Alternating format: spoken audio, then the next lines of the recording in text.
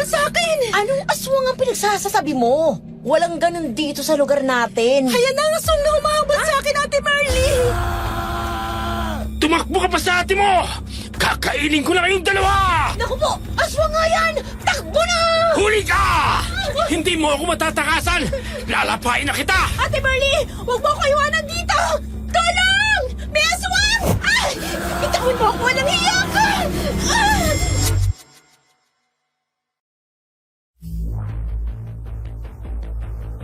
Magandang araw sa iyo at sa lahat ng mga tagapakinig ng seryeng Sityo Pangil. Tawagin mo na lang ako sa pangalang Merly. Kagaya ng iba nating mga listeners, ay nais ko rin magbahagi ng aking naging karanasan na may kaugnayan sa mga aswang na nangyari sa akin nung ako'y 25 anyos pa lamang dito sa isang bayan sa Capiz.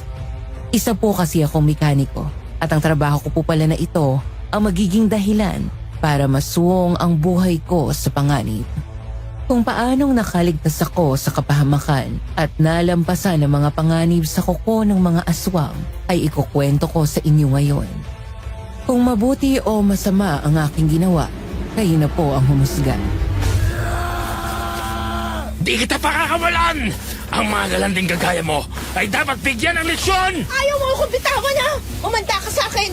Papaluin kita ng kahoy! Babasagin ko ulo mo, aswang ka! Ah! Walang hiya kang aswang ka, ha? Layuan mong kapatid ko! Tikman mong tubig na ito na mga nakababad sa bawang! Napapaso ako! Walang iya kang babae ka! Babalikan kita! Lapnos ngayon ang bungangat katawan mo! Takbuhin ka pala eh. Maraming salamat, Ate Marley. Iniligtas mo ako sa aswang. Saan ka ba kasi galing? Gabing-gabi na, nasa galaan ka pa. Pumunta ako sa birthday ng kaklase ko. Pag-uwi ko, hindi naman nila ako inihatid. Tapos ayun nga, hinabol na ako ng aswang na yun. Sige, gumala ka pa at magpagabi ulit.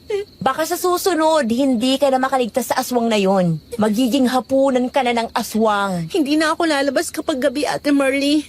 Nakakatakot na muling makakita ang aswang na yun. O siya, sige na. Pumasok ka na sa loob ng bahay natin at kanina ka pa hihintay ni Inay. Sobra ng pag-aalala nun sa'yo. Kaya wag mo rin sabihin ang nangyari, ha? Baka atakin sa puso yun sa takot.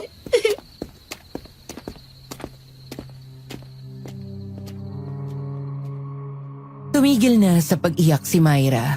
Pinahid na niya ang luha sa kanyang mga mata. Tapos ay pumasok na siya sa aming bahay. Nakatabi lang din ang aking talyer. Nang masiguro ko na nakapasok na siya, ay naglakad ako papunta sa labas ng aming bakuran. Sa puno ng malaking mangga ay naroon si Oscar. Nang makita niya ako, ay hinubad na niya ang suot niyang maskarang goma na parang taong lobo. At hinubad niya na rin ang damit niyang suot na nabasa ng tubig na isinaboy ko.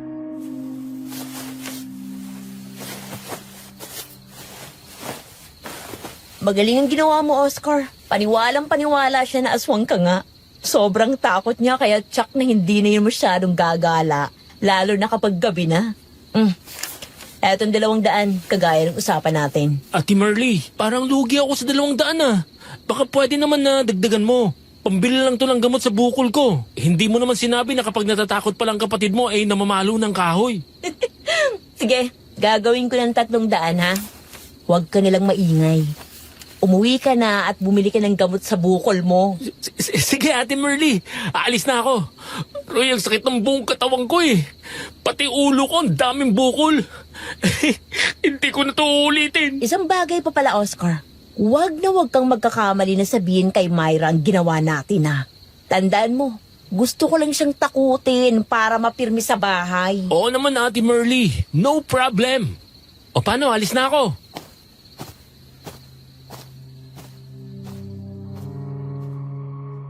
Nang makaalis na si Oscar ay binilikan ko na ang sasakyang inaayos ko.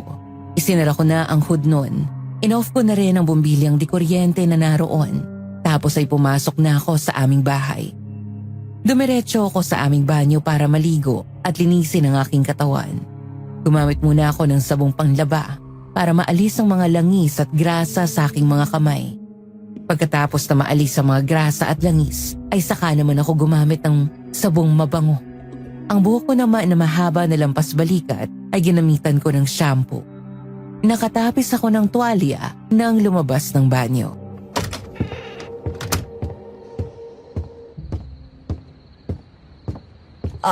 Heto ang mainit na kape, Merly.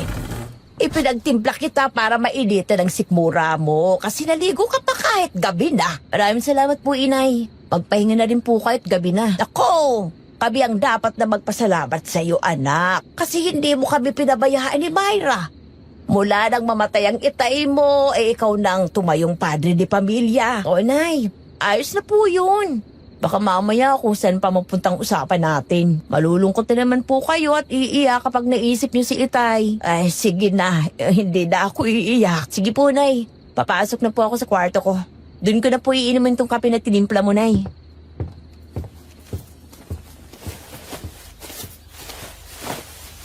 Ay, kumusta ang sasakyan natin, Merly? Naikondisyon mo na ba? Oo, boss. Maayos na yan.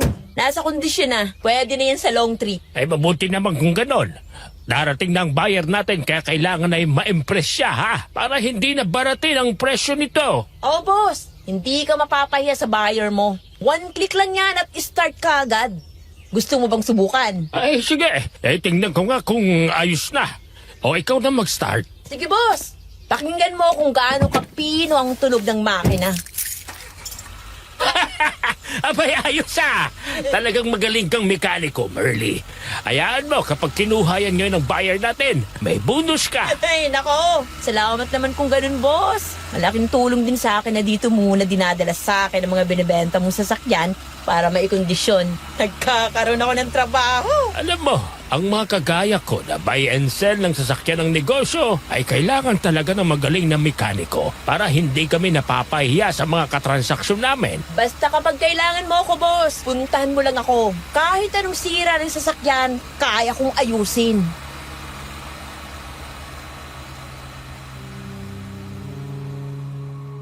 Nang araw din na yun, ay dumating ang bibili ng sasakyang inaayos ko. Nang makita niya yon na nasa kondisyon ang makina ng sasakyan, ay saglit niya iyong in-road test kasama kami ni Mang Seryo. Umikot kami sa aming lugar at dahil nagustuhan ng buyer ang takbo ng sasakyan, nang bumalik kami sa talyer ay nagpirmahan na sila ng mga dokumento at nagbayaran. Kaya nang umalis na ang bumili ng sasakyan, ay tuwang-tuwa si Mang Seryo.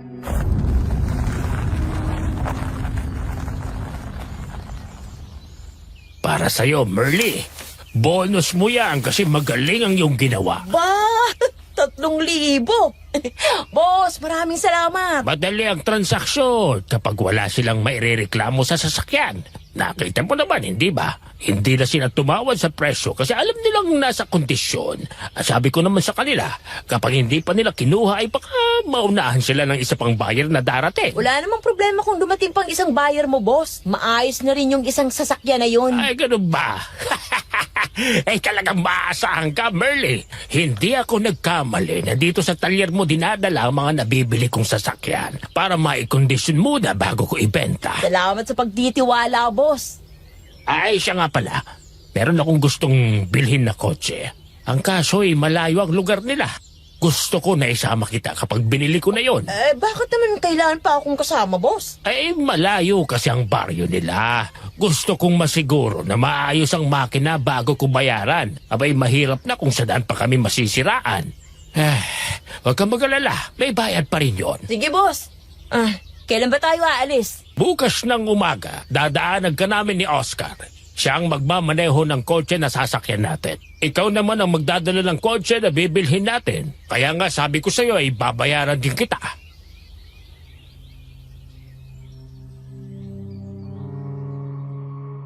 Nang gabi nga na yon ay naglagay ako ng damit na pamalit sa isang bag. Nang mapansin ko ang baril na nasa aking aparador, ay naisip ko na dalhin din iyon. Inilagay ko rin sa bag na dadalhin ko. Naghanda na rin ako ng jacket na maong dahil maaga-maaga ang alis namin. Maaga na rin akong natulog. 4:00 ng madaling araw ay nagising na ako para maligo at magbihis. Gising na rin sina Inay at Myra para magluto ng pagkain. Gusto kasi ni Inay na kumain muna ako bago sumama sa biyahe. Nang dumating na nga ang 5:00 ng umaga, ay may kotse na pumarada sa harapan ng talyer at bumaba doon si Oscar.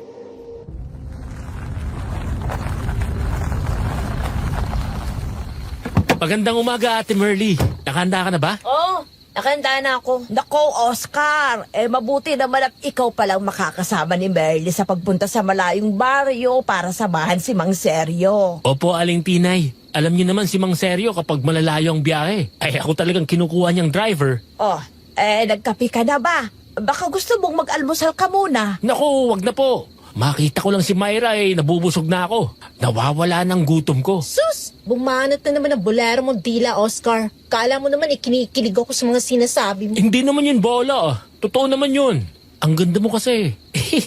Kapag nakauwi kami, pwede bang umakyat ng ligaw? Hindi pwede. Ha?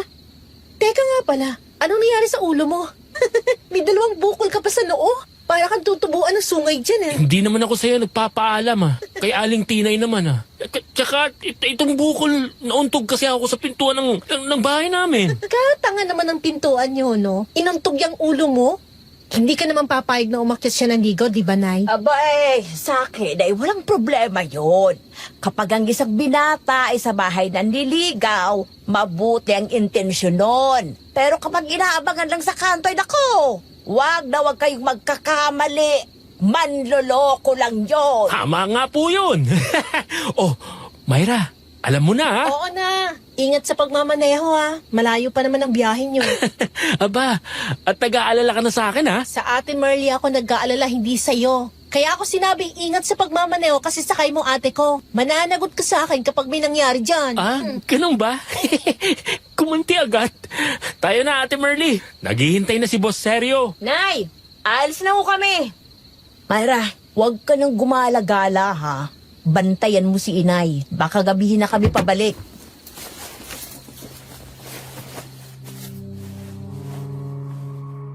Nang makasakay na nga kami ni Oscar sa kotse ay umalis na kami.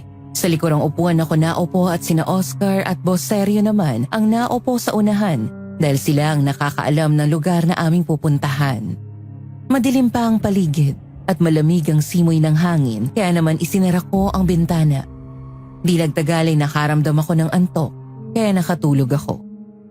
Ilang oras pa ang matuling lumipas. Nagising ako nang maramdaman ko na malubak na kalsada na ang aming dinaraanan. Mabagal na rin ang takbo ng sasakyan namin. Kaya binuksan ko na ang bintana at nakita ko ang naglalakihang mga puno na aming nadadaanan.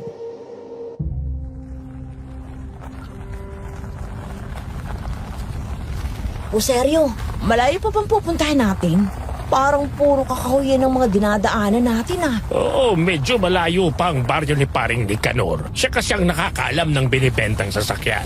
Nasa kalahati pa nga lang tayo Ibig sabihin, boss, malayo pa palang pupunta natin? Kaya pala nag-full tank tayo sige lang. Makakarating din tayo sa ating pupuntahan. Ituloy mo lang ang pagmamaneho. Sa gawing doon, meron na namang mga bahayan. May isa na naman tayong madadaanan. Oo nga no, boss. Pero bakit ang daming tao sa bahay na yun? Tingnan nyo, ayun sa unahan. Dahan-dahanin mo lang pagdating natin sa bandahon, Oscar. Maraming tao sa kalsada. Baka makasagasa ka ng tao, maabala pa tayo. Ay, tama si Merly. Magdahan-dahan ka lang, Oscar.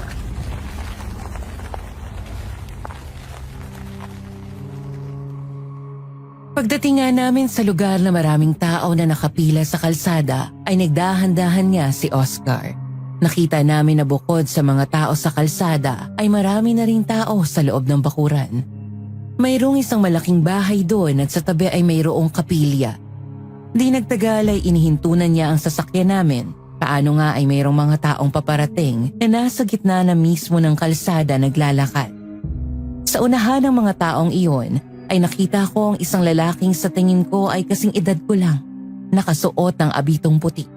Nung una ay iniisip ko na isa siyang pari, kaya pinanood lang namin siya.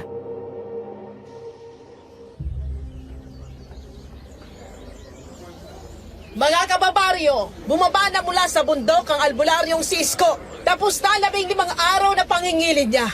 Magsisimula na uli siyang manggamot.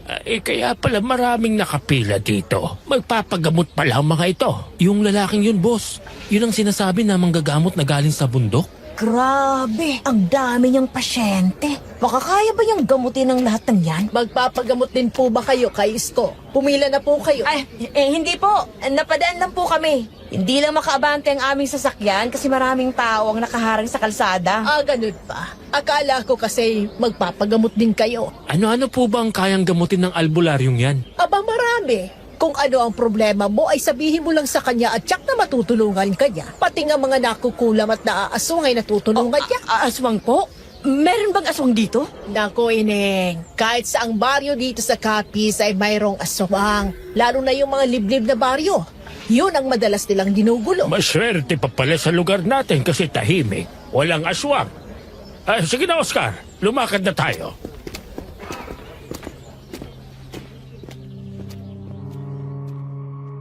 Nang sabihan ni Kapitana Belen ang mga tao na tumabi, ay sumunod naman ang mga iyon at nagbigay ng daan para makaalis na kami sa lugar na yon.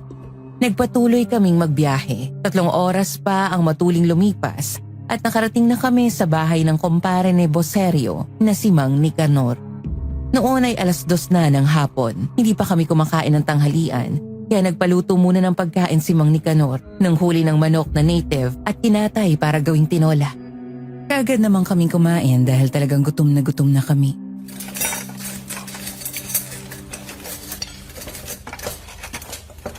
Pagkatapos nating kumain, ay saka na natin puntahan ang binibentang sasakyan na sinasabi ko sa'yo, pare. Maganda ba talaga yon? Makinis pa bang pintura? Tsaka yung makina ay maayos pa ba?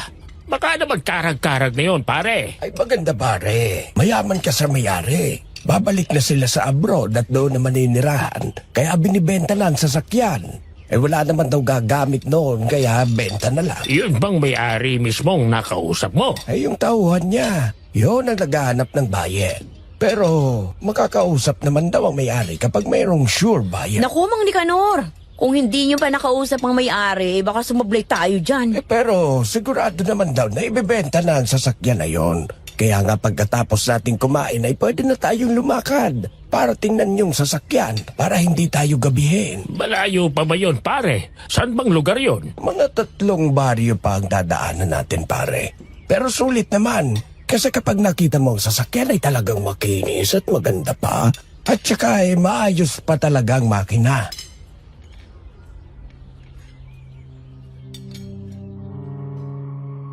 Matapos nga kaming kumain ay umalis na kami para puntahan namin ang sasakyan na sinasabi ni Mang Nicanor. 4:00 na ng hapon ay nasa biyahe pa din kami kaya mabilis na din ang patakbo ni Oscar. Noon may biglang tumawid sa kalsada na 2 aso. Hindi nakapagpreno si Oscar. Isa sa mga iyon ang nasagasaan niya. Nadurog ang katawan nun at kaagad na namatay. Kaagad naman kaming bumaba ng sasakyan nang ihinto iyon ni Oscar. Doon namin nakita ang isang aso na galit habang nakatingin sa amin.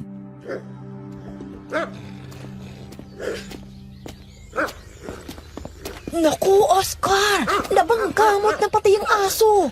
Tingnan mo tuloy, galit na galit yung isang kasama niya. Hindi ko napansin na bigla silang tatawid eh. Sino ba naman ang mag-aakala na mayroong mga aso dito eh? Wala namang mga bahay. Tingnan mo nga ang paligid. Puro malalaking puno at mga talahiban. Malayo pang susunod na baryo. Baka mga asong ligaw. Kumuha kayo ng pamalo. Mukhang mangangagat ang kasama niya. Di siya mangangagat. Ayun na at kumaripas na ng takbo. Umalis na tayo dito. Wala na tayong magagawa dyan. Patay na yan. Hoy, Oscar! Tayo na! Ano pang tinitingnan mo dyan? Halika na! Yung asong umalis. Tinitingnan ko kung saan nagpunta. Kaso wala naman bayan dito eh. Mga asong ligaw lang yan. Wala kang dapat na ipag-alala, Oscar. Walang may-ari ng mga yan.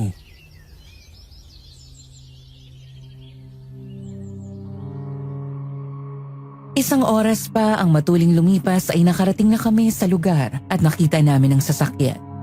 Talagang makinis pa ang pintuan noon, pati ang mga upuan sa loob ng sasakyan ay maayos pa. Kaya ang makina na lang at iba pang parte noon ang aking tiningnan.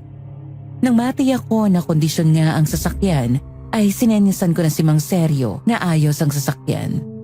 Kaya nag-usap na sila ng may-ari at nang magkasundo ay nagbayaran na sila.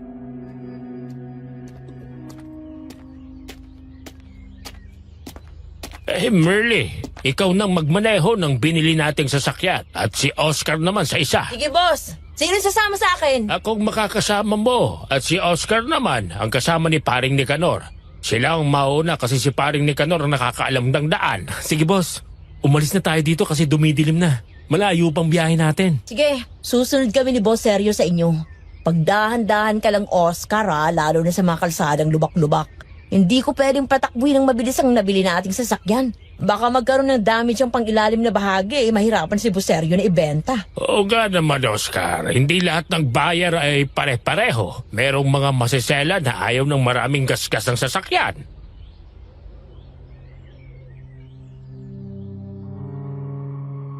Umalis na kami matapos kaming magpaalam sa may-ari ng sasakyan namin na nabili. Madilim na nang pabalik kami, kaya talagang dahan-dahan ang naging pagmamaneho namin ni Oscar. Hanggang sa muli kaming mapadaan sa malubak na kalsada na puro kakahuyan at talahiban ng paligid. Nagulat ako nang biglang tumigil si Oscar kaya inihinto ko rin ang aking sasakyan. Sumilip ako sa bintana ng kotse.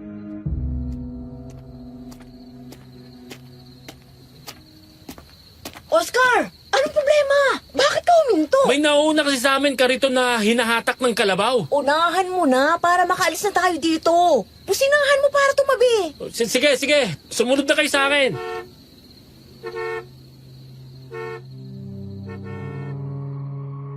Nilampasan nga ni Oscar ang kariton na hinahatak ng kalabaw. Kaya pala sobrang bagal noon ay dahil nakadapa na sa kariton ng kotsero. Nung una ay inakala namin na patay na yon, pero nang mapatapat ang aming sasakyan sa kanya ay bigla iyong bumangon at tumalon sa hood ng sasakyan kasabay ang malakas na pag-angil. Nakita namin nagdababaga at nanilisik ang mga mata. Bumuka ang bibig at nakita namin ang matatalim niyang mga ngipin. Natiyak namin na aswang nga iyon. Kaya naman sa pagkabigla ay kinambyo ko sa segunda ang kotse at tinapakan ng silinyador para bumilis iyon. Kaya nawala ng balanse ang aswang at nahulog. Nilampasan naman namin sina Oscar. Bilisan mo na, Oscar! Umabol na kayo sa amin! Aswang ang kotsero ng kalabaw! Oh boss, nandiyan na kami. Tignan mo nga kung nasaan ang aswang Mang Nicanor. Ayan na siya. Humahabol sa atin. Dalian mo pa, Oscar. Pambihira. Bakit kasi nagpagabi pa tayo eh? Huwag ka na magreklamo. Bilisan mo pa. Sundan mo si Merly. Bilisan mo pa, Merly! Humahabol sa atin ang aswang! Oo nga naman, Merly. Bilisan mo pa. Huwag mo nang isipin na masisira ang sasakyan. Mas mahalaga na makaligtas tayo sa aswang na ito. Mas mahalaga ang buhay. Sige, boss. Kumapit ka lang. Hindi makakaabot sa atin ang aswang na yan. Mabuti na lang at nanigurado ako na kapag malayo ang biyahin natin at marami akong dala na pera nagdadala na rin ako ng baril. Para kung magkakaroon ng problema may magagamit tayo. Meron din akong dalang baril, boss, nandito sa bag. Sila Mang Nicanor kaya at Oscar. Meron kaya silang armas? Hindi ko lang alam kung nadala ni paring Nicanor ang barilya. Dati rin kasi siyang kafgu. Di nagtagal ay nakarinig na kami ng malalakas na putok ng baril. Nang silipin ni Boss Sergio sa bintana ay nakita niya na si Mang Nicanor na nga ang nagpapaputok. Binabaril na ang aswang na humahabol sa kanila. Kaya naman lalo ko pang binilisan ang takbo ng sasakyan kahit na nga lubak-lubak ang kalsada. Ramdam ko na minsan ay sumasayad na ang chassis ng kotse na dala ko sa kalsada kapag napapadaan sa malalim na lubak. Pero wala na kaming pakialam doon. Ang mahalaga ay makalayo na kami sa lugar na yon. Hanggang sa matanaw ko na sa unahan ng kalsadang dadaanan namin ay may 3 babaeng nakatayo sa gitna ng kalsada. Nakita ko na sa halip tumabi ang mga iyon ay sinalubong pa kami. Nang malapit na sa amin ay biglang tumalo ng mataas. Anong klaseng mga tao to? Bakit ang tataas nilang tumalon? Aswang din bang mga to? Nasa bubong sila ng kotse, boss! Huwag kang hihinto, Merly. Mga aswang din ang mga yon. Isara mo, bintana mo dyan! Nakasara ng bintana ko kanina pa. Siguraduhin muna kalak ang pintuan dyan sa gawi mo. Kumapit ka, Boss Sergio. Gagawa ko ng paraan para malaglag ang mga aswang sa bubungan. Pilit nila ko inawasak ang bubungan ng sasakyan. Boss Sergio! Yung salamin sa likuran ng kotse! Nawasak na ng aswang! Ang pagpapanehong intindihin mo, Merly. Ako na bahala sa walang yung aswang na ito. Palalamunin ko ito ng bala! Ang galing mo palang bumaril, boss. Nasa pulmo ang aswang. Ayun! Nalaglag na siya. Hindi na talaga mabubuhay yun kasi nabangga pa ni Oscar. Ang bihira naman. Anong klaseng aswang bang mga ito? Nabangga na at nabaril ko na bumangon pa. Buhay pang walang hiya. Oo nga eh. Parang baliwala lang sa kanilang mga tinamong sugat. Humahabol pa rin sila.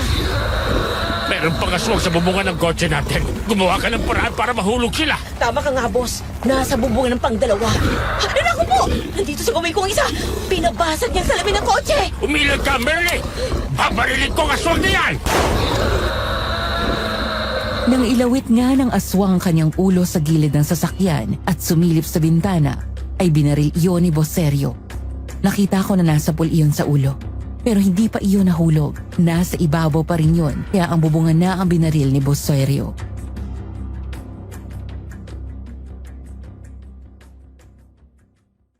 Noon ko napansin mula sa side mirror ng kotse na nahulog na ang mga aswang.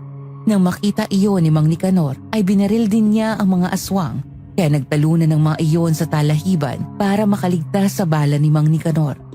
Nang makarating kami sa lugar na marami ng bahayan, ay napansin namin na tinigilan na kami ng mga aswang.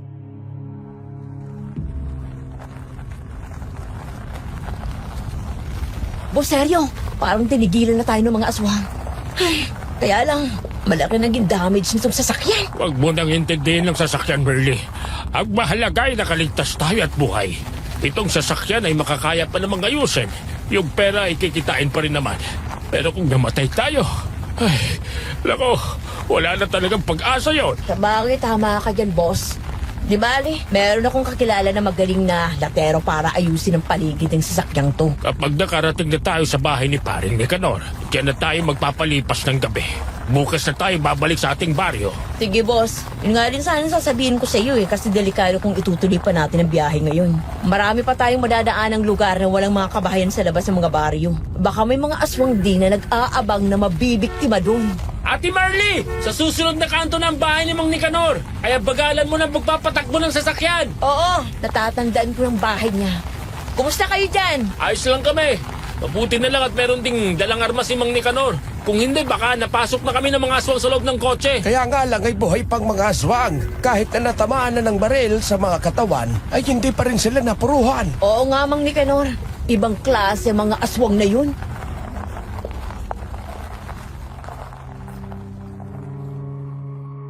Makalipas nga ang ilang sandali ay nakarating na kami sa tapat ng bahay ni Mang Nicanor.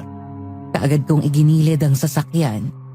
Nang maiayos ko yun sa gilid ng kalsada, ay pinatay ko na ang makina at bumaba kami roon ni Boserio. Nakita ko na pumarada na rin si Oscar sa likod ng kotseng dala ko. Bumaba siya at lumapit sa akin. Nakita ko ang matinding takot sa kanyang muka. Pinagpapawisan siya ng malapot at panay ang lunok ng kanyang laway.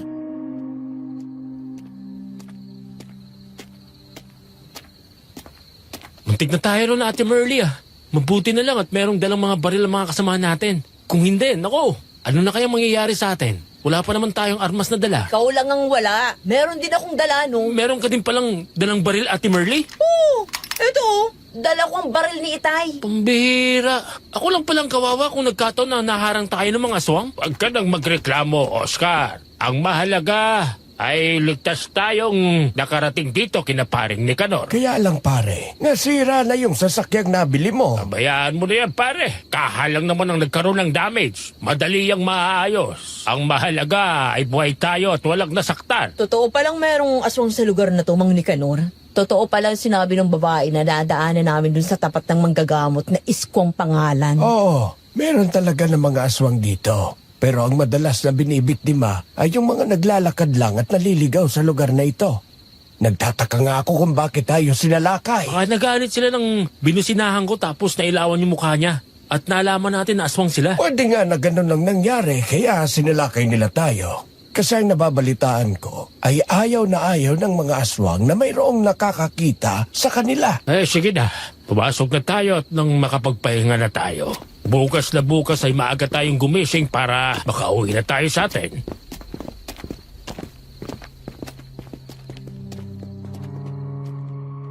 Kaagad nga kaming pumasok sa loob ng bahay ni Mang Nicanor. Nagpainit siya ng tubig para sana makapagkape kami. Pero hindi pa kumukulo ang tubig ay muli kaming nakarinig ng malalakas na alulong ng mga aso. Kasunod ang malakas na ihip ng hangin.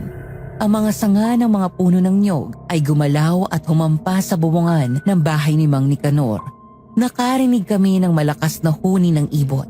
Ang aso ni Mang Nicanor na nakakawala ay hindi na tumigil sa pagtahol na para bang mayroong nakikita na kung ano sa paligid. Di nagtagal ay narinig namin na parang nakikipag-away na ang kanyang aso. Ilang sandali pa ay nakapasok na sa loob ng bahay ang aso at biglang bumulagta. Agaw buhay na.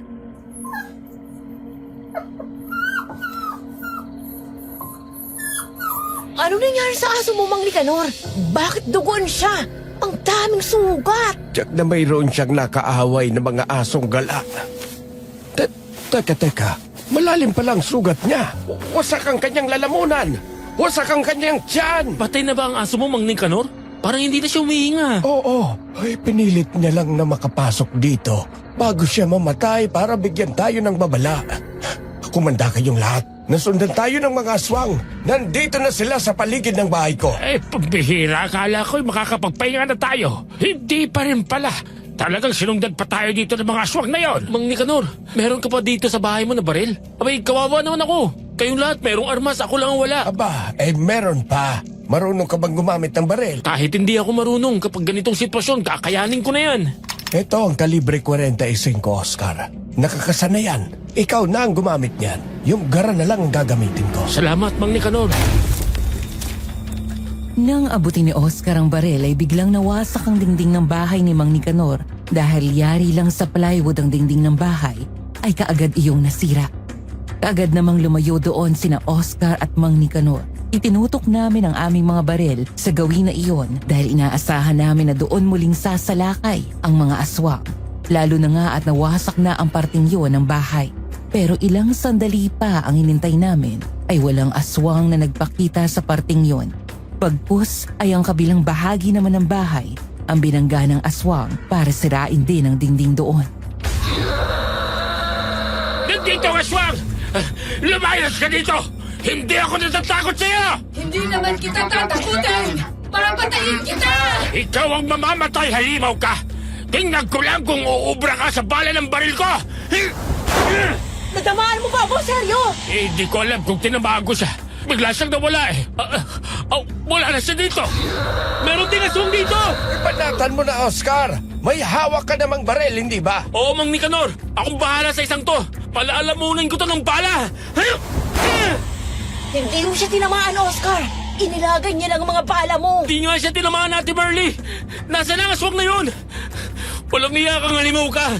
Lumabas ka sa pinagtataguan mo! Harapin mo kami! Huminahon ka lang, Oscar. Huwag kang maging padalos-dalos. Kahit anong gawin nyo, hindi kayo makakaalis sa lugar na ito!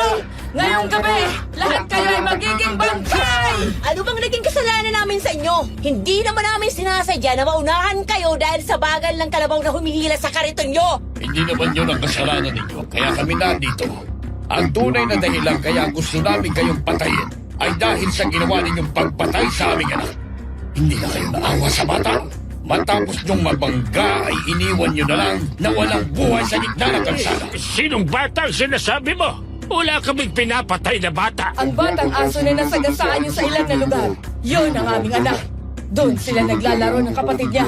Nabangga ng kotse nyo at namatay. Mabuti na lang.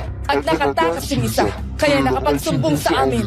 Kaya pagbalik nyo, ay inabangan na namin kayo. Kung hindi na kayo bumalik at dumaan doon, tiyak na ligtas na kayo. Hindi na namin kayo makikita, pero malas nyo lang at doon ulit kayo dumaan. Yung maliit na aso na nabangga mo kanina, Oscar, aswang pala yun. Kaya pala galit na galit sila sa'yo. Hindi naman natin alam na aswang palang mga yun eh. Bakit naman kasi doon pa sila naglalaro? Kaya ngayon, lahat kayo ay magbabayan. Hindi kami titigil hanggat hindi kayo napapatay. Nang sumilip ako sa nawasak na dingding ay nakita ko na mayroon pang mga ibang aswang na nakatayo sa di kalayuan. Sa kabilang bahagi ay nakita ni na Boss Sergio at Mang Nicanor na mayroon ding mga aswang na nakatayo sa tabi ng mga puno. Kaya natiyak namin na napapaligiran na ng mga aswang ang lugar na yon. Kaya maliban sa hawak kong baril ay kinuha ko ang itak na nakasabit sa kusina ni Mang Nicanor. Nakalagay pa iyon sa bayna kaya isinukbit ko na sa aking baywang saka ako pumwesto sa likuran ng upuang kahoy. Ay noong nasa Kafgo pa ako, mga rebelde ang nakakaharap namin sa labanan. Hindi ako kinabahan ng ganito kasi nakikita namin sila. Pero kakaibang labang ito.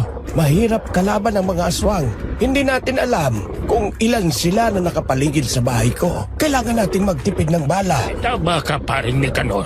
Kaunti lang din ang bala ko.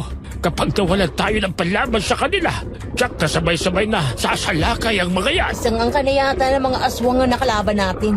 Sumugod na lang sila lahat dito. Pasensya na kayo, boss, seryo. Dahil sa akin, nadamay kayo pati ang negosyo nyo. Ay, wala kang kasalanan. Hindi naman natin alam na aswang palang nasa gasaan mo. Akala natin, ordinaryong aso lang yon. Batang aswang pala. Tama si Buserio. Kaya ang dapat nating gawin ngayon ay bantayan ang isa't isa. Lakasan mong loob mo, Oscar. Kung gusto mo pang makita ang kapatid ko, pilitin mong mabuhay. Kapag sumikat ang araw at hindi nila tayo napasok, malaki ang tsansa nating mabuhay na lahat. Mag-aalisan ang mga yan kapag tumilaok ang manok. Pero napakahaba pa ng gabi. 8:00 pa lang ngayon, oh. Ayun na sila. Nagsisimula na silang lumapit sa bahay. Umanda kayo lahat. Teka, bakit bigla silang nawala? Dito rin. Bigla na lang silang nawala. Ibig bang sabihin, umalis na sila? Hindi sila umalis, Oscar. Nasa paligid pa rin sila. Huwag na huwag kang magpapalinlang sa kanila. Tama nga ang sinabi ni Mang Nicanor. Kunwari lang ay umalis ang mga aswang. Pero ang totoo pala ay naghahanda sila ng sabay-sabay na pagsalakay sa buong paligid ng bahay. Binalya nila ang mga dingding hanggang sa mawasak ang mga iyon. Kaya naman lumaban na kami ng sabayan ni Mang Nicanor. Bawat aswang na lumapit sa bahay ay pinaputokan namin. Mayroong ilan sa kanila ang tinamaan pero ang iba naman ay nakakailag dahil sa bilis nilang kumilos. Dahil marami na rin ang nawasak sa dingding ng bahay ni Mang Nicanor ay kitang-kita na kami ng mga aswang. Nagkanya-kanya na kami ng pwesto sa 4 na sulok ng bahay. Sa tuwing lulusob ang mga ito ay patuloy naming binabaril kaya napipigilan sila. Isang magasin na lang natitira sa aking bala. Ay, paring Nicanor, meron ka pa bang reserbang bala dyan? Wala na paring seryo. Ang marami pang bala dito ay itong sagara na hawak ko. Ilan na lang din ang bala ko. Delikado nang lagay natin dito.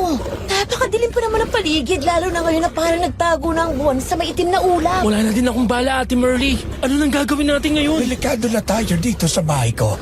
Wala na tayong pagtataguan kasi nawasak na nilang mga dingding. Anong plano mo, pare? Kailangan makaalis tayo rito at makarating sa mga sasakyan natin. Delikadong iniisip mo, Mang Nicanor. Napapaligiran na ng mga aswang ang lugar na ito. Kung lalabas tayo, tsak na mahuhuli na tayo at mapapatay. Ganun din naman kapag wala na talaga tayong bala.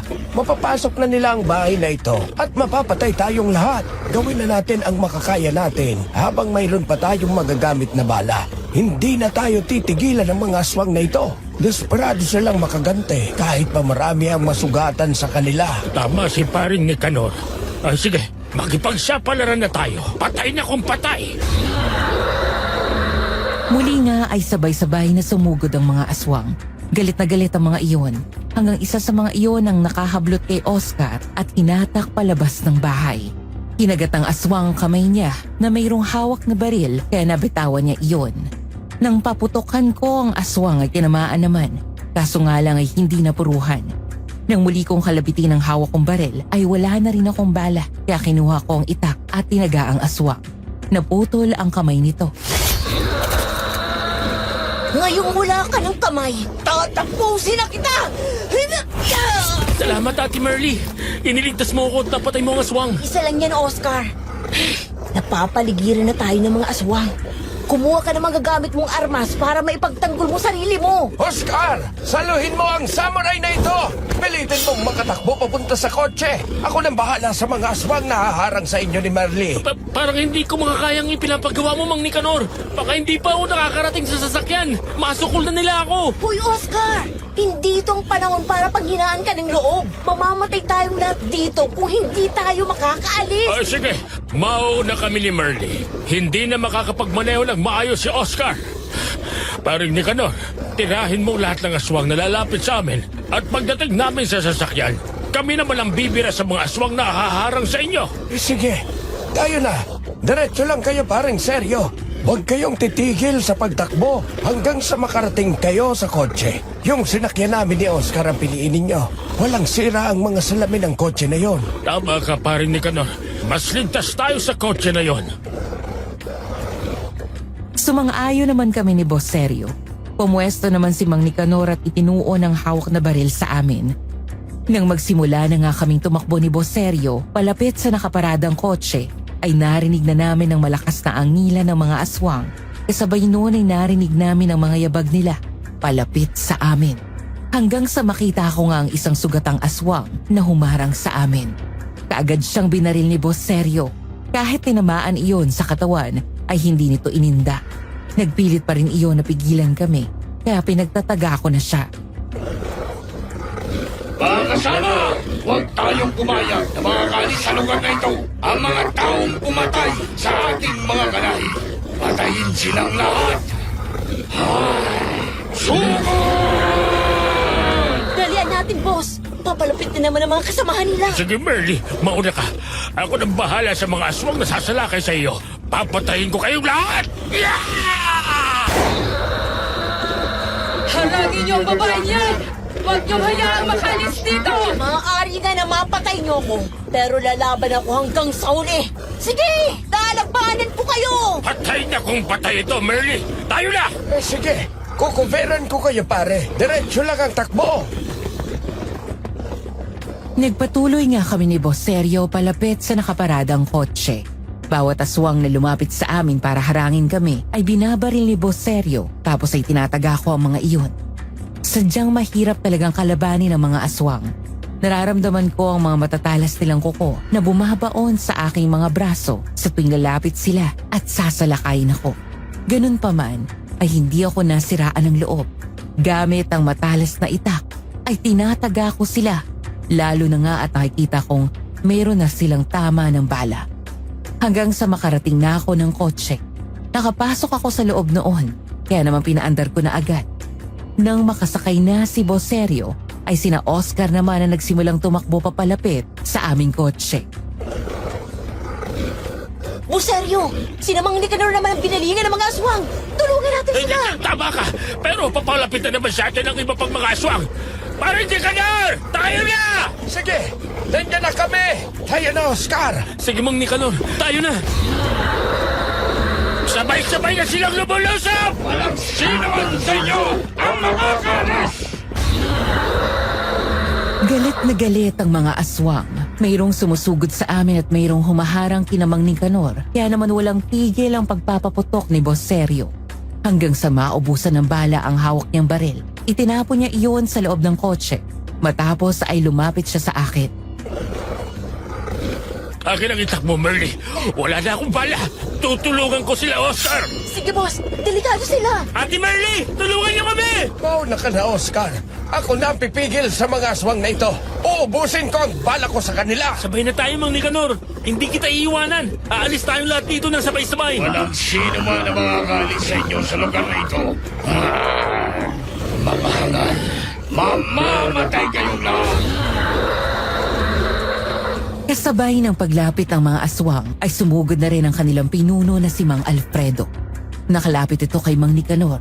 Tinabig niyo ng kamay ni Mang Nicanor kaya nabitawan niya ang gara na tumalsik malapit sa kotse. Kaya nang makita ko yun, agad akong bumaba ng kotse. Kinuha ko yun at pinaputokan ko ang mga aswang na nasa paligid nila. Isa-isang bumagsak ang mga yon nang tamaan ng bala ko. Dahilan para magkaroon ng pagkakataon sila Oscar na makatakbo. Nakasakay sa sasakyan sina Boss Sergio, kaya ibinigay ko sa kanya ang garan. Muli akong sumakay sa kotse nang makita akong palapit na sina Oscar. Di niyong makalapit dito, Oscar! Mang Nicanor! Nandiyan na ako, Ate Merly. Pero si Mang Nicanor, naharang siya ng mga aswang. Nasukol siya. Dali ka na, pare! Dalihan mo! Nasakol na ako ng mga halimaw na ito parang seryo. Umalis na kayo at iwanan niyo na ako. Susunod na lang ako kapag nagkaroon pa ng pagkakataon. Kung ganon, saluhin mo ang samurai na ito, Mang Nicanor. Salamat, Oscar. Sige na, kailangan ninyo nang umalis dito. Papalapit na naman sa inyo, mga aswang. Nang makuha nga ni Mang Nicanor ang samurai, ay ginamit niya iyon para tagain ang mga aswang na lumalapit sa kanya. Pero marami ang sumugod sa kanya, kaya hindi na rin tumagal si Boserio sa pagpapaputok ng baril. Pero nang maubos ang bala ng kanyang baril, ay hindi na kami nakababa ng kotse. Paano nga ay nakita namin na wala na ngang nagawa si Mang Nicanor. Nakagat na siya ng maraming mga aswang na nakapaligid sa kanya. Galit na galit ang mga aswang habang patuloy na kinakagat sa kahit anong parte ang katawan ni Mang Nicanor.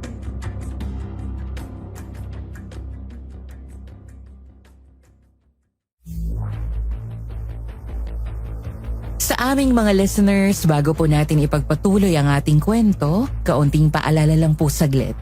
Ito lang po ang listahan ng mga legit channels natin. Kwentong Takip Silim, Sityo Pangil, Sityo Bangungot, Aswang Diaries, Aswang Confessions, at ang pinakabago nating channel na Aswang Radio. Kung meron po kayong nakikita na nag-a-upload ng mga contents natin, huwag po natin silang tangkilikin at tulungan niyo po kami na i-report sila. Maraming salamat po. Mang Nicanor! Halika na! Pilitin mo makalapit dito at makasakay! Umalis na kayo, Merly. Iwanan ninyo na ako. Halika na, pare! Kaya mo yan! Dalihan mo! Sige na, Merly. Patakbuhin mo na ang sasakyan. Ngayon na! Ate Merly, umalis na tayo rito. May hawak na granada si Mang Nicanor. Tayo lang, Merly. Huwag mong sayangin ang sakripisyong gagawin ni paring Nicanor para makatakas sa mga aswang at mabuhay. Umalis na tayo dito. Dali!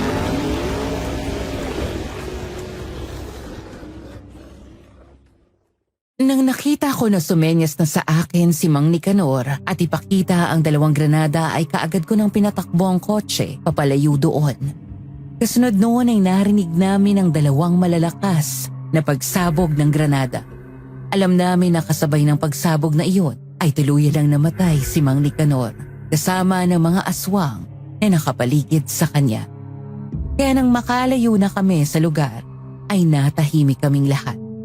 Impit akong umiiyak habang nagmamaneho. Naawa ako kay Mang Nicanor. Kung hindi kami nakarating doon para bumili ng sasakyan, hindi siguro mangyayari ang kaguluhang ito. Malayo na ang aming natatakbo nang mapansin ko na ubos na pala ang gasolina namin. Kusang huminto ang makina ng sasakyan.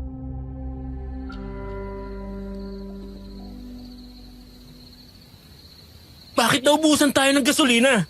Kanina pagparada ko, nasa kalahati pa ang laman ng tangke na yan. Empty ni! Wala na tayong gasolina, kaya kusa nang humintong makina. Ay, kailangan na nating umalis dito. Hindi natin sigurado kung lahat ng aswang ay namatay sa pagsabog na yun. Ama si Merly. Umalis na tayo rito. Parang natatandaan ko ang lugar na ito. Hindi ba ito na yung lugar ng albularyong maraming nagpapagamot na nadaanan natin? Tama ka, yung sis ko. Makisilong muna tayo sa bahay niya. Baka pwede na makituloy muna tayo sa kanila. Delikado kung wala tayong matutuluyan habang madilim pa. Magbakasakali tayo kay albularyong isko. Hayun ang daanan papasok sa bakuran nila. Pumasok na tayo. Ay, naku po! May mga aso nakawala sa bakuran nila. Magandang gabi! May tao ba dyan? Isko! Nandiyan ba kayo sa loob? Magandang gabi po! May nakakarinig po ba sa amin? Magandang gabi po! Hihingi lang kami ng tulong!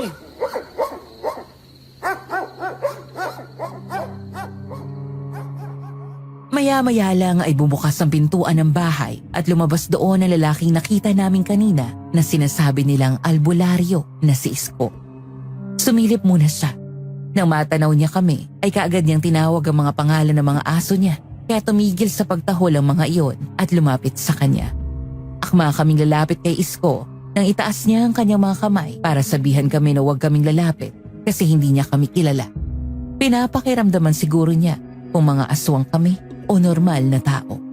Umarang din sa amin ang 3 aso na alaga ni Isko.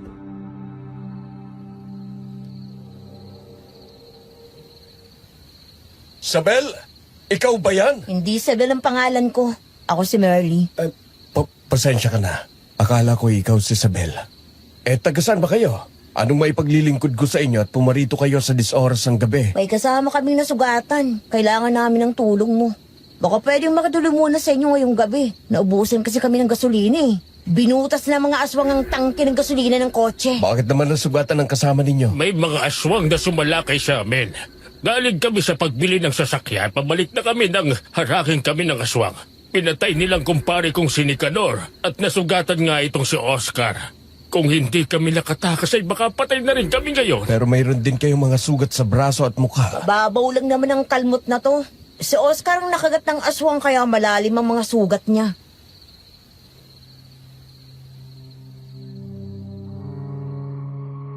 Mula sa likuran namin ay lumabas si Kapitana Belen at ang dalawa pang lalaki.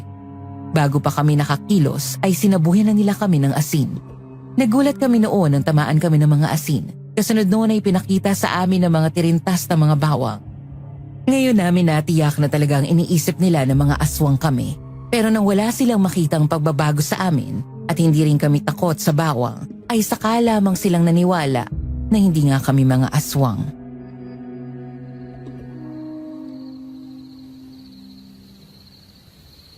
Hindi po kami mga aswang. Kung natatandaan nyo na kanina ay napahinto ang aming sasakyan dito dahil sa dami ng mga taong nagpapagamot.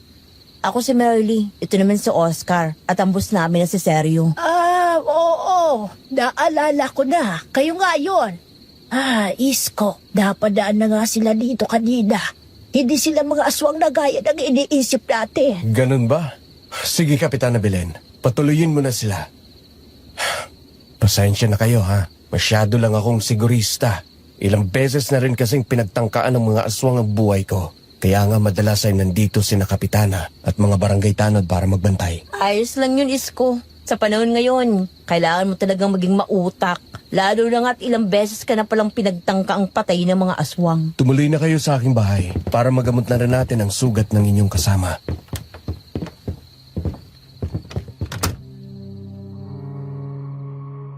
Nang makapasok na kami sa loob ng bahay ni Isko, ay kaagad naman niyang tinulungan si Oscar. Ginamot niya ang sugat noon para maampat ang pagdurugo. Matapos na magamot ay tinalian ng malinis na tela. Nang makita ni Isko na mayroon din kaming mga sugat, ay ginamot niya rin kami. Naghanda naman ang pagkain si Kapitana Belen nang malaman niya na hindi pa kami kumakain. Gutom na gutom kami at pagod, kaya kaagad kaming kumain. Nakabantay naman sa amin sina Isko at Kapitana Belen.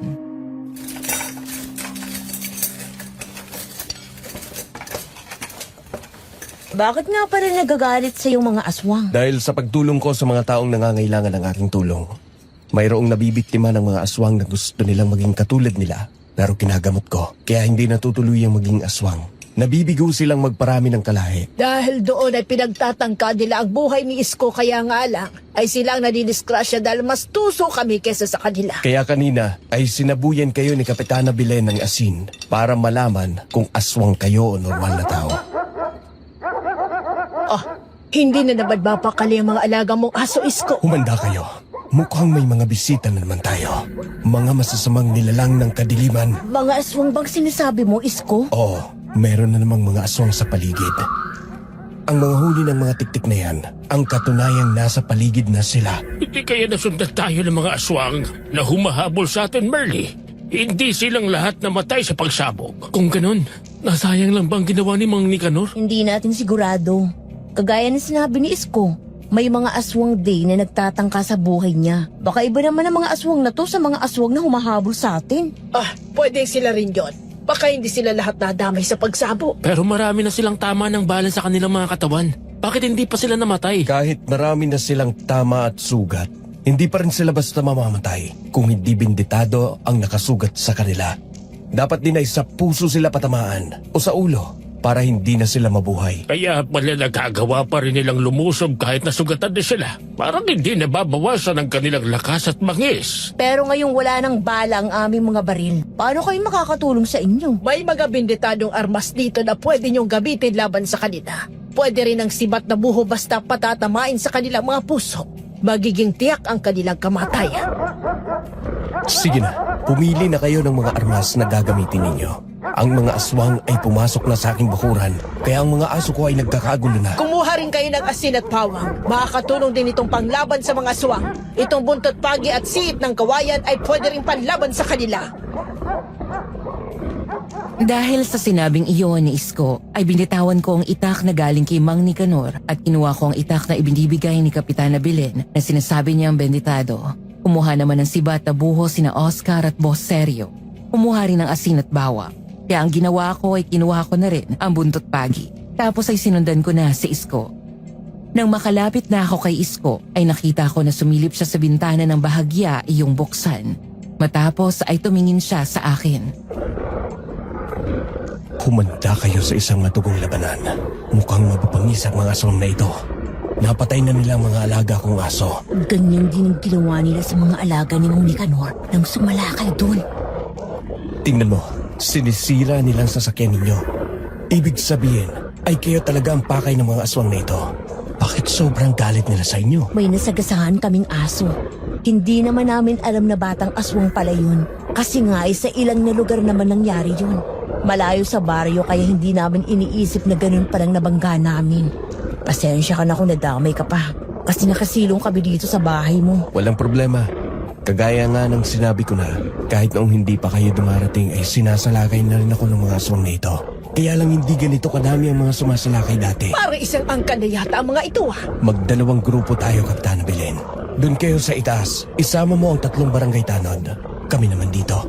Oscar, eto na ang pagkakataon natin para makaganti sa mga aswang na ito. Gamit ang mga sandatang ito na maaaring makapatay sa kanila. Tama ka, Boss Sergio. Ngayon, hindi na ako matatakot sa kanila. Iganti natin si Mang Nicanor. Hindi nagtagal ay nagsimula ng sumalakay ang aswang. Isa sa mga iyon ang pilit na inaangat ang bintana ng bahay. Nang umangat na iyon ay nagpilit iyong ipasok ang kanyang kamay para maabot ang lock ng bintana. Kagad ko yung itinuro kay Oscar kaya nang ganap na mabuksan ang bintana ay sumilip ang aswang. Pero nakaabang na roon si Oscar. Gamit ang sibat ay tinusok niya ang mata ng aswang. Buong lakas niyang itinulak ang sibat kaya tumagos iyon sa ulo ng aswang. Kaya nang umatras ang aswang ay binitawan na ni Oscar ang sibat. Nagkikisay iyon habang nakatusok sa ulo ang sibat. Tama ngang sinabi nila, Boss Sergio. Epektibong pamatay ng aswang ang mga sandatang to. Oo, Guy. Kung alam lang natin na ang puso at ulo ng aswang ang kainahan nila, sana'y naubos na natin sila kasabay ng pagkaubos ng pala ng mga baril natin. Ayos lang yun, Boss Sergio. Ang mahalaga ngayon ay alam na natin kung paano sila lalabanan. Ayan na sila! Mag-ingat kayong lahat! Isa na sa kanila ang nalagas, kaya hudyat na yun ang labanan. Kasabay nga ng nakakatakot na pag-angil ng mga aswang ay sumalakay na sila. Kagaya ng una nilang ginawa sa bahay ni Mang Nicanor ay ganoon din ang ginagawa nila ngayon sa bahay ni Isko. Ang pagkakaiba nga lang ay konkreto ang bahay ni Isko kaya walang pwedeng daanan ng mga aswang kung hindi ang bintana at pintuan. Kaya naman sa bawat bintana noon ay pumesto na kami. Sa pagkakataong ito ay walang takot ang mga aswang na binakbak ang mga bintana at pintuan ng bahay. Nang maaalis ang nakatakip sa bintana ay nakapasok na ang isang aswang pero sinalubong siya ni Isko. Malalakas na taga ang ginawa niya sa aswang. Nawasak na nila ang bintana! Merly!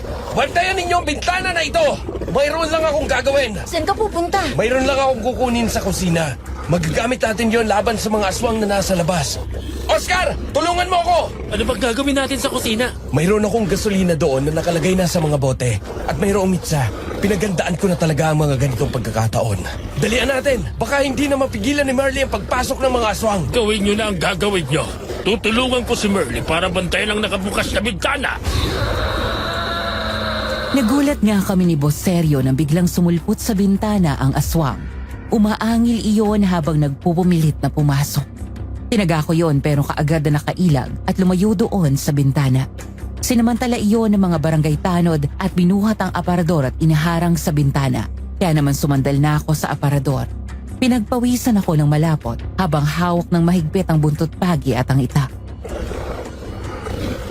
Parang napakabagal umusad ng oras ngayon, Boss Sergio. Mula kaninang 6:00 hapon, nakikipaglaban na tayo sa mga aswang. Hanggang ngayon, ganito pa rin ang ating sitwasyon. 2:00 na ng madaling araw, Merly. Konting tiis pa. Kapag tumilaok ng mga manok, mag-aalisan din ang mga yan. Grabe ang nangyaring to sa atin, Boss Sergio. Kung may mangyari sa akin, Kayo na sanang bahalang magpaliwanag sa aking inay. Sige, yan ang gagawin ko. Wala na kang kasiguraduhan kung pagsikat ng araw ay buhay pa ba tayo sa dami ng mga aswang na nasa labas. Kaya kung meron ding mangyayari sa akin, ikaw nang bahalang magsabi sa aking asawa, ha? Rosario, tulungan mo ako!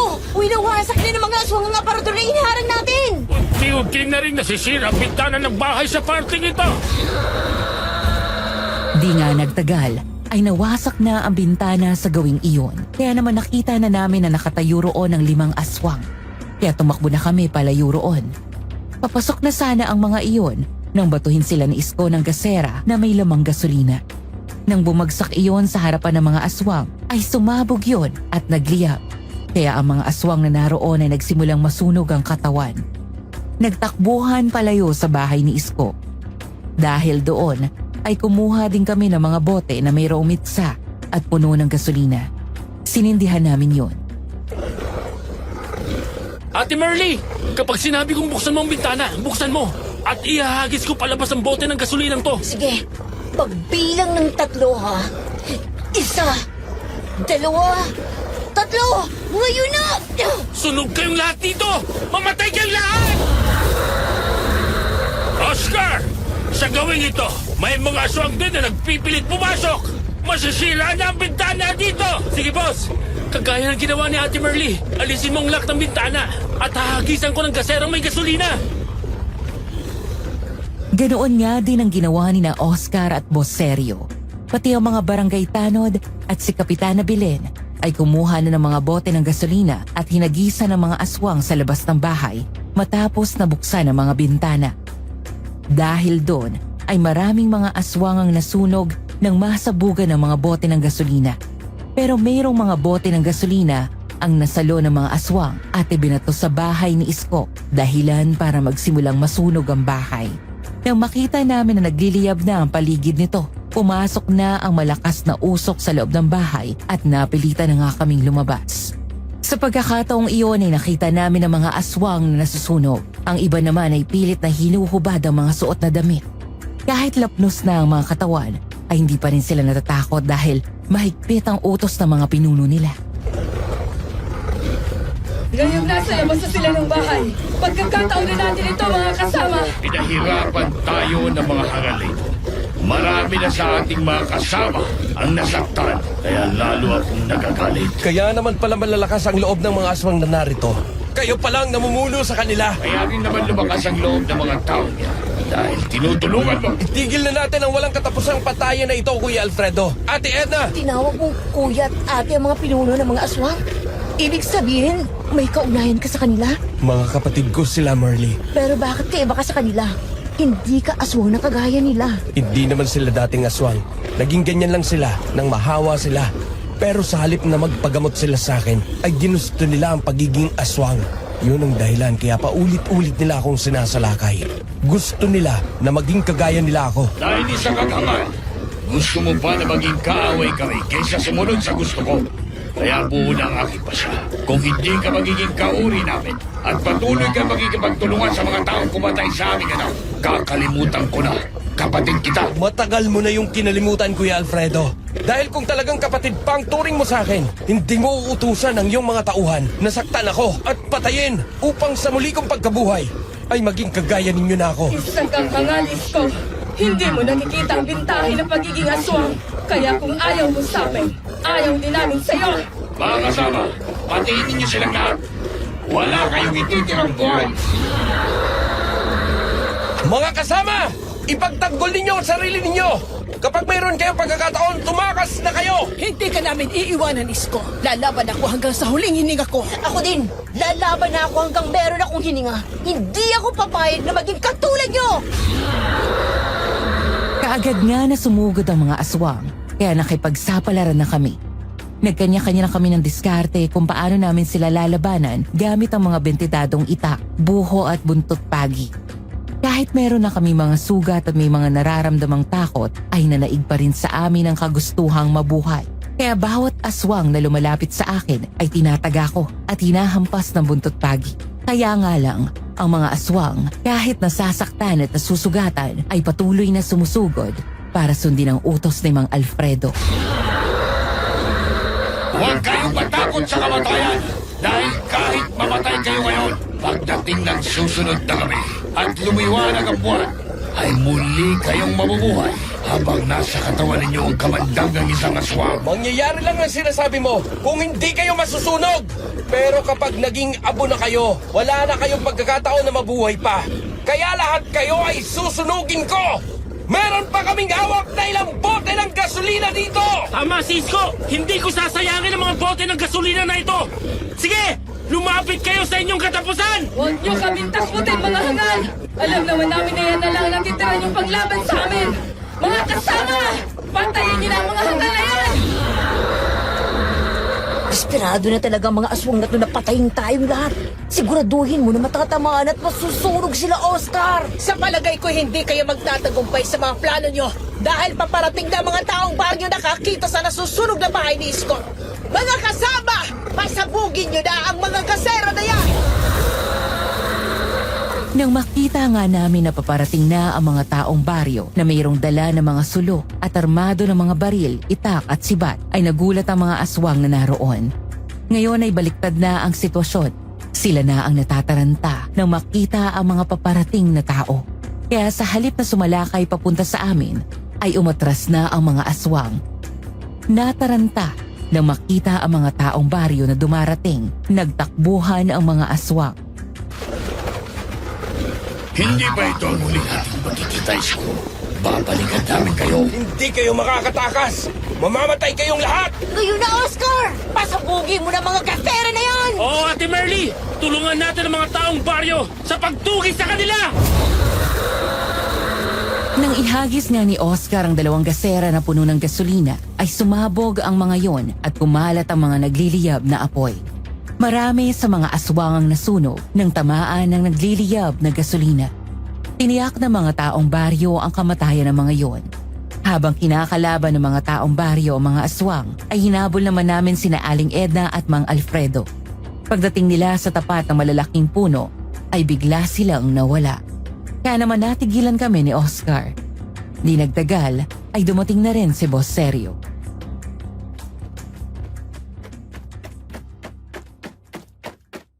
Nasaan ang mga aswang? Nakatakas na sila, boss. Hindi na namin sila inabutan. Bumalik na tayo sa mga kasama natin! Hindi ka agad makakasunod, Cisco, dahil hinarang siya ng mga aswang. Ang lakas ng loob ninyo na habulin kami. Sa akala nyo ba ay makakaya nyo kaming pigilan? Mga hangal kayo! Marami sa aming mga tauhan na nasaktan at namatay dahil sa inyo! Dapat din kayong mamatay! Oscar! Rosario! Nasa lugar niyo sila! Lumayo kayo sa kanila! Uunahin ko pa ba ang iskandalosa? Huwag mong sasaktan si Merly! Ako ang harapin mo! Bago pa makalapit si Boss Sergio, ay dinamba na ako ni Mang Alfredo. Tumama sa aking mukha ang matitigas niyang palad. Naramdaman ko ang hapdi ng sugat sa aking pisngi na likha ng matatalim niyang kuko. Pagbagsak ko ay kaagad na nanlabo ang aking mga paningin. Kasunod noon ay naramdaman kong nahihilo na ako. Pero bago ko tuluyang mawala ng malay, ay nakita kong nakikipaglaban na sa 2 aswang, sina Oscar at Boss Sergio.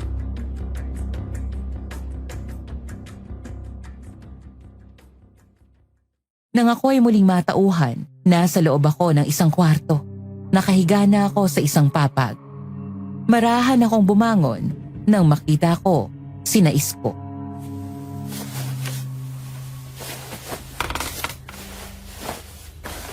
Kamusta ng pakiramdam mo?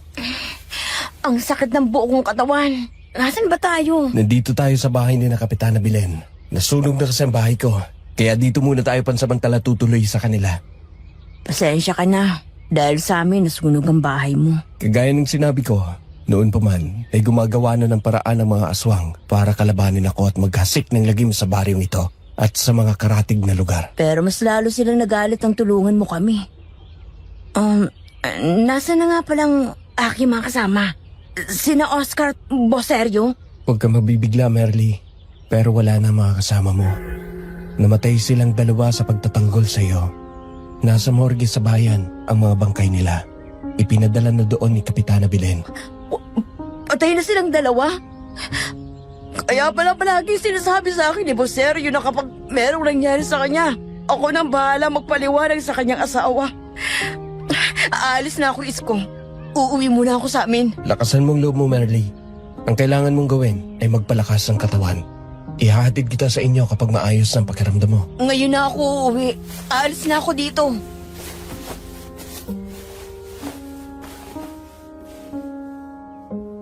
Nang tumayo ako ay noon ko naramdaman na nanginginig ang aking mga tuhod. Nawalan ako ng balanse kaya nabuwal ako. Mabuti na lang at nasa loko ni Isko. Sa sobrang sama ng loob ko sa nangyari sa aking mga kasamahan, ay muli akong umiyak at yumakap na lang ako kay Isko at sa kanyang balikat ay muli akong nawalan ng malay.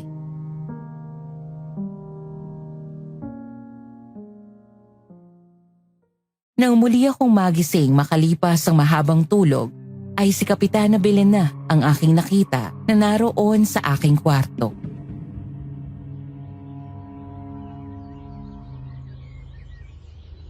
Magpalakas ka muna, Merly. Sabi ni Isko ay siya na daw maghahatid sa iyo kapag pwede ka na magbiyahe. Nasaan po siya, Kapitana Belen? Nasa labas, nagmabantay. Dumidilim na naman kasi. Naniniguro lang siya na hindi ka na babalikan ng mga aswang na yun. Mga kapatid niya mga aswang na yun, di ba? Oo. Noong mga normal na tao mga iyon ay talagang kapatid sila ni Isko. Pero nang maging aswang ang mga iyon ay hindi na niya itinuri na kapatid. Para kay Isko, ang mga kapatid niya ay patay na. Maraming salamat sa inyong Kapitana Belen sa lahat ng kabutihan niyo sa akin, lalo na kay Isko. Sa totoo lang kayo ko lang nakita si Isko na sobrang nag-alala sa isang babae. Babae nang mabugbog ka ng aswang at inakala niyang patay ka na, ay sobrang galit niya. Pero nang maalaman niyang buhay ka pa, ay naging masaya siya. Pero naroon pa rin ang sobrang pag-aalala habang hindi ka pa nagigising. Talaga po ba? Nag-alala sa akin si Isko? Oo, sobra ang pag-alala niya sa iyo. Sa totoo lang ay ngayon ko lang nakita na ganito si Isko. Matagal ko na siyang kilala, pero ngayon ko lang siya nakitang ganyan. Alam mo sa palagay ko gusto ka ni Isko. Naku, Kapitana Belen, baka awayin ako na asawa ni Isko kapag nalaman na ganyan ang pag-aalaga at pagmamalasakit niya sa akin. Patay na ang asawa ni Isko. Pinatay siya ng aswang, kaya nang una kanyang makita ay natulala siya at ayaw niya na lumapit ka sa kanya. Paano kamukha mo ang namatay niyang asawa? Akala niya ay nabuhay si Isabel at binalikan siya kaya sinabuyan kita na kasi. Kaya pala tinawag niya akong Isabel nang unang pagkakataong magkita kami. Ganun palang ang akala niya. Ay, siya nga pala. Kainin mo ng arroz kaldong to para magkaroon ng laman yung sikmura po. Kahapon ka pa hindi kumakain kaya ka nanghihida. Si Isko ang nagpaluto niyan para sa'yo. Sige po, kakainin ko po ito. Magpapalakas ako para makauwi na ako. Baka nag-aalala ng aking mga magulang at kapatid.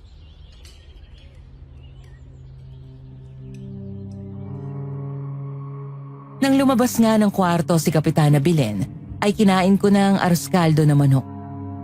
Ilang araw pa ang matuling lumipas ay nanumbalik na ang lakas ng aking katawan. Pero ang sugat sa aking mga braso at mukha ay hindi pa rin gumagaling. Nang lumabas ako ng kwarto ay hinanap ko si Isko. Nalaman ko kay Kapitana Belen na bumalik si Isko sa bahay niya para ipagawa iyon. Kaya kasama ko si Kapitana Belen nang pumunta ron. Noon ko muling nakita ang sasakyan ni Boss Sergio. Naroon din sa tapat ng bahay ni Isko kaya kaagad akong lumapit sa kotse at tiningnan ang sira noon. Siya namang paglapit sa akin ni Isko.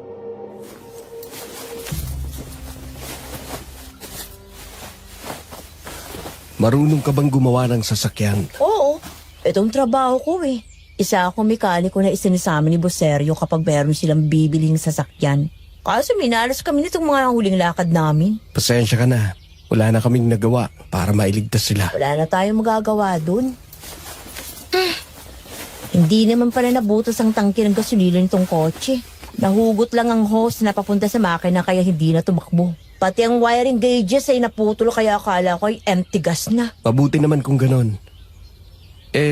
Gusto mo na bang umuwi? Oo, gusto ko na makita ang inigot kang kapatid kong si Myra. Sige, ihahatid na kita sa inyo para masiguro ko na makakauwi ka na maayos. Tsaka ano, Isko? Tsaka para malaman ko na rin kung saan ang bahay mo. Para kung gusto kitang makita, ay alam ko kung saan kita pupuntahan. Pwede ba yon? Sige, Umalis na tayo habang maaga pa para hindi tayo gabihin. Medyo malayo pa kasi ang bahay namin eh.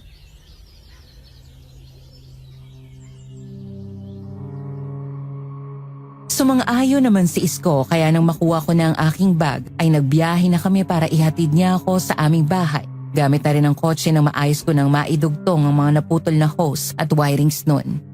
Si Isko na ang nagmaneho. Habang nagbabiyahe kami ay naging masaya naman ang aming pag-uusap. Makalipas ang halos 4 na oras na biyahe ay nakarating na kami sa aming bahay. Dahil mabilis pero maingat naman na nagmaneho si Isko. Nagulat pa sina Inay at Mirna nang makita na may sugat ang aking muka at mayroong mga benda ang aking mga braso at kamay.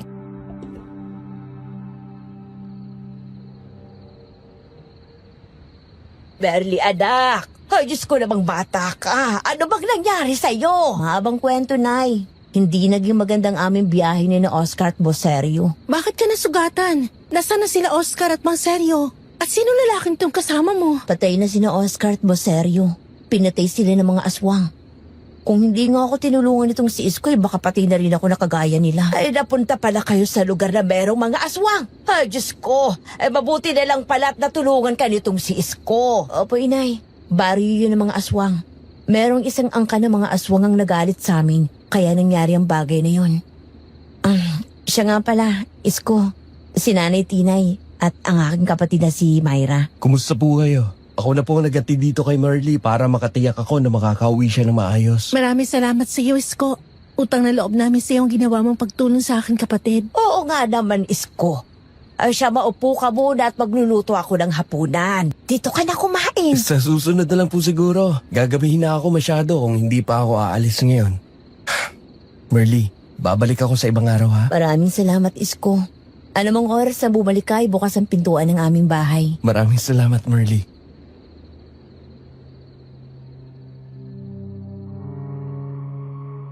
Nang magpaalam si Isko ay hinatid ko pa siya sa labas ng aming bakuran. Naglakad siya palayo. Akala ko ay hindi siya seryoso sa kanyang mga sinabi. Pero ilang araw lang nakalipas ay bumalik siya at sinimulan niya akong ligawan. Kaya naman mula noon ay palagi na siyang dumadalaw sa amin. Sinamahan din niya ako para kausapin ang mga kamag-anak ni Boserio para ipaliwanag ang mga nangyari.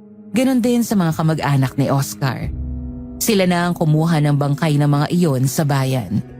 Hanggang isang gabi, nagpaalam na si Isko na aalis. Sakay ng kanyang motorsiklo ay mayroon akong kakaibang naramdaman sa paligid. May tao ba dyan? Sa wakas ay natunto din namin kung nasaan ka! Sino ka? Huwag kang magtago sa dilim! Napakabilis mo namang makalimot. Huwag mong sabihin na hindi mo na ako nakikilala. Aling Edna? Ako nga, mabuti naman pala at hindi mo pa rin ako nakakalimutan. Paano ko naman makakalimutan ang aswang na pumatay sa aking mga kasamahan? Mabuti naman kung ganon. Sinabi ko na sa iyo na hindi pa tayo tapos. Hindi kami titigil hanggang hindi namin natatapos ang mga gusto namin mangyari. Ikaw, si Kapitana Bilin at si Isko na lamang ang hindi namin napapatay. Kaya ngayon, ay ikaw na ang uunahin namin. Hindi mangyayari ang iniisip nyo. Dahil naturuan ako ni Isko kung paano kayo labanan. Yun ang dahilan kaya palagi rin siyang nandito. Habang kausap ko sila, ay kinakapa ko na sa aking bulsa ang plastik ng asin. Kaya nang akmang susugod na ang mga aswang, ay sinabuyan ko sila ng asin. Eksaktong nakabuka pa ang bibig ni Aling Edna. Nang pumasok doon ay isinaboy ko na ang asin. Kagad siyang napaso at pilit na iniluwa ang asin. Si Mang Alfredo naman ay tinamaan ang asin sa kanyang mga mata kaya namilipit din ito sa sakit. Iyon ang pagkakataong sinamantala ko. Tumakbo ko papasok sa loob ng bahay namin. Anong nangyari, Berly? Bakit hawak mo ang baril lang yung itay? Natuntun ako ng mga aswang na pumatay kina Oscar at Boserio, Nay. Magtago kayo ni Myra sa loob ng kabinet. Kahit anong mangyari, huwag kayong lalabas. May aswang sa paligid, Ate Marley. Oo, nasa labas sila. Sundin nyo ng sinabi ko. Huwag kayong lalabas sa kabinet kahit na anong mangyari. Dalian nyo! Pero paano ka? Lalabanan ko sila, Nay. Sige na po, wala na tayong oras. Baka malaman pa ng mga aswang ang plano natin. Tayo na, Nay. Sumunod na lang tayo kay Ate Marley. Napilitang sumunod si Inay sa amin ni Myra. Pumunta sila sa kwarto at pumasok sa malaking kabinet ng damit na naroon. Nagtago sa likuran ng mga damit na nakahanger kaya marahan kong isinara ang pinto noon. Tapos ay lumapit ako sa bintana. Bahagya akong sumilip pero hindi ko na nakita sa dating pwesto sina Aling Edna. Nang maramdaman ko na parang mayroong nagbubukas sa isa pa sa mga bintana ay kaagad akong lumipat doon. Nang umangat ang bintana at sumilip doon ng isang aswang ay nguso ng shotgun ko ang kanyang nakita. Bago pa siya makailag ay kaagad kong kinalabit ang baril. Nawasak ang ulo ng aswang. Huwag mo nang pahirapan ang sarili mo. Nagsasayang ka lang ng pagod. Babagsak ka rin naman sa aming mga kamay. Marami pa rin kami kaya wala kang magagawa laban sa amin! Huwag niyo akong lokohin dahil alam kong naubos na ang mga tauhan niyo sa huling labanan. Napatay na ng mga taga-baryo. Kayo ang humanda sa akin dahil meron akong sorpresa sa inyo. Hangal ka, mayabang na babae! Hinihintay ka na ng mga kaibigan mo, Merle. Nagbalik sila dito para sunduin ka. Sinong mga kaibigan kong sinasabi niyo? Bakit hindi ka sumilip sa bintana? Tingnan mo ang kotseng ginamit mo pang uwi dito. At makikita mo kung sino ang mga kaibigan mo na gusto ka nang sunduin ngayon. Kahit alinlangan ako ay bahagya akong lumapit sa bintana sa may gawing bahay sa harapan.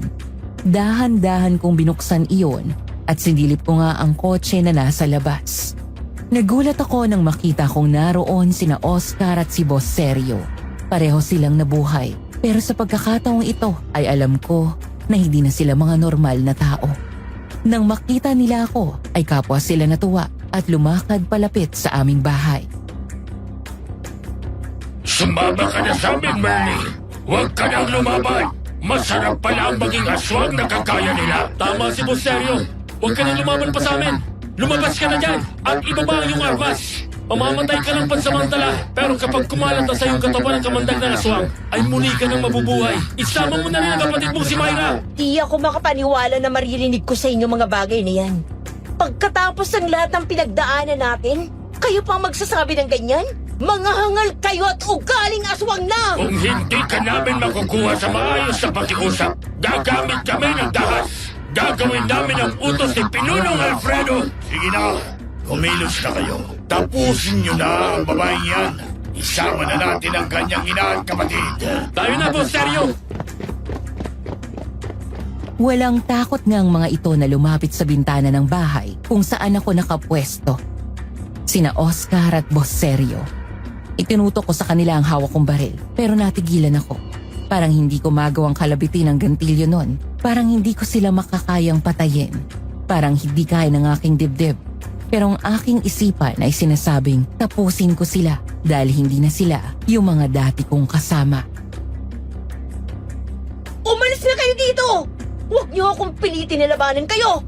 Pakiusap mo, Sergio! Sinabi ko na kasi sa'yo, huwag ka nang lumaban sa amin. Sundin mo ako. Muli tayong magsasama-sama ni na Oscar. Tama si Boss Sergio. Kaya ibaba mo ng baril na yan. Huwag kang maniwala sa kanila, Ate Marley. Mga aswang na mga yan. Huwag kang pumayag na makapasok sila. Myra, bakit ka pumunta dito? Bumalik ka kay inay. Alam ko nagugulan ang isip mo, Ate Marley, kaya lumapit na ako dito. Huwag kang makonsensya dahil hindi mga tao ang papatayin mo kung hindi mga halimaw. At kaya na meron kang babae ka. Pagkatapos ni Merle, ay ikaw naman ang isusunod namin!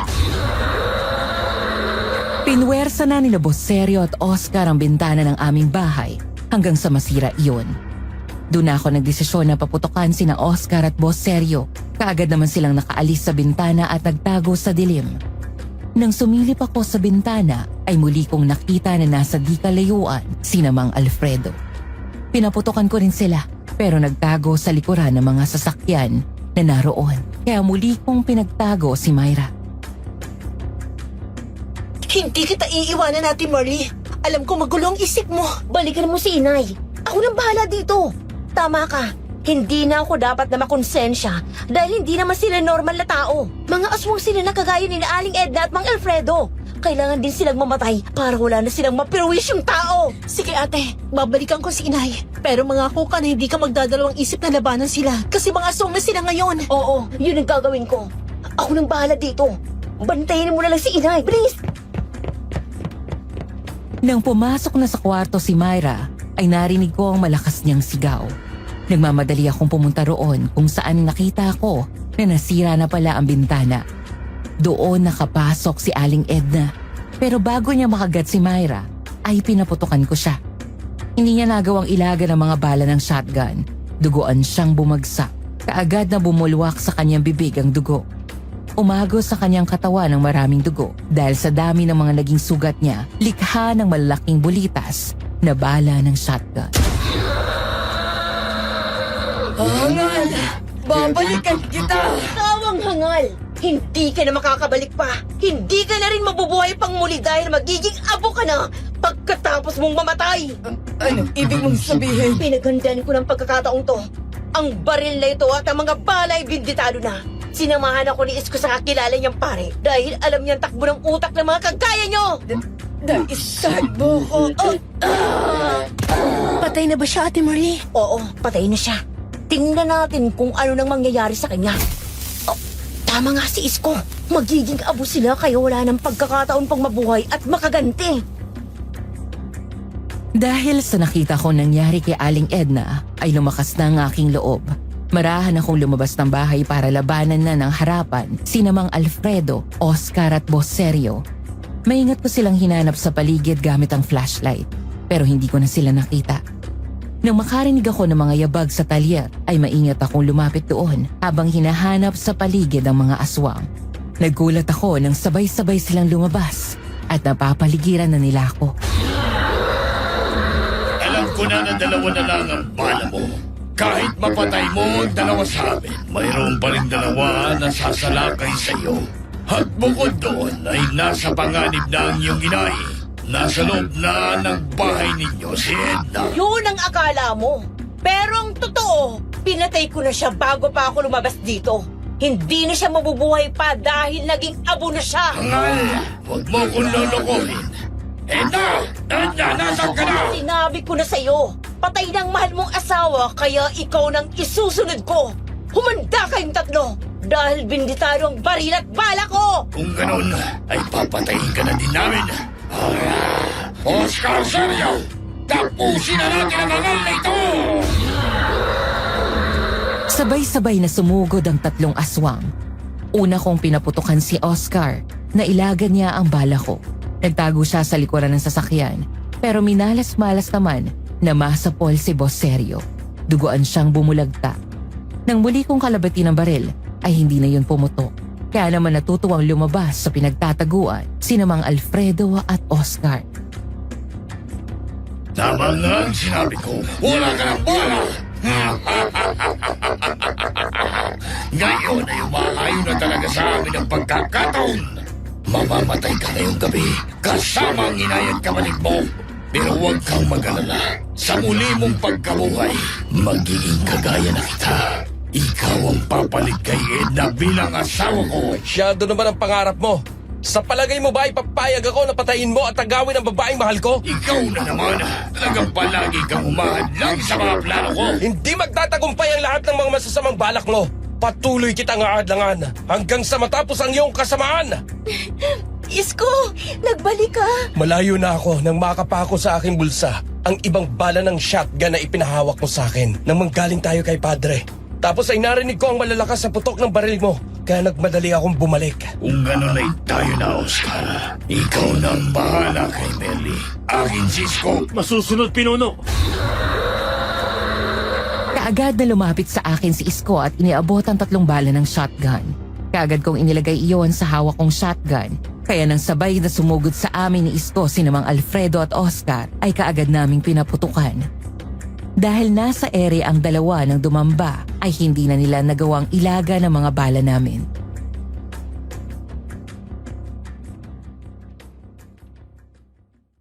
Sabay na bumagsak ang dalawa, parehong sugatan. Bago pa sila makabawi ay muli silang pinaputukan ni Isko at sa pagkakataong iyon ay sa ulo na ang naging tama nila. Nang mahalagutan sila ng hininga ay tuluyan na silang naging abo. Kaya nakahinga na ako ng maluwag. Niyakap naman ako ni Isko.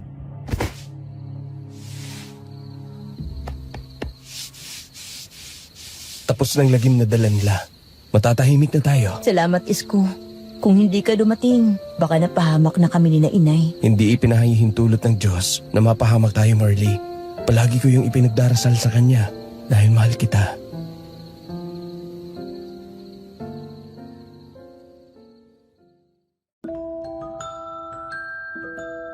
Ilang buwan pa ang matuling lumipas, tinanggap ko ang pag-ibig ni Isko at makalipas ang 1 taon ay nagpakasal na kami. Naging masaya kaming dalawa, pero ang malagim na karanasan na iyon ay hindi namin makakalimutan. Lalo na ang tungkol kina Oscar at Boss Sergio. Tama ba ang aking ginawa? Kayo na po ang humusga. At yan po ang karanasan na aking mai-share sa inyo at sa lahat ng listeners. More power po sa inyong channel and God bless po sa lahat.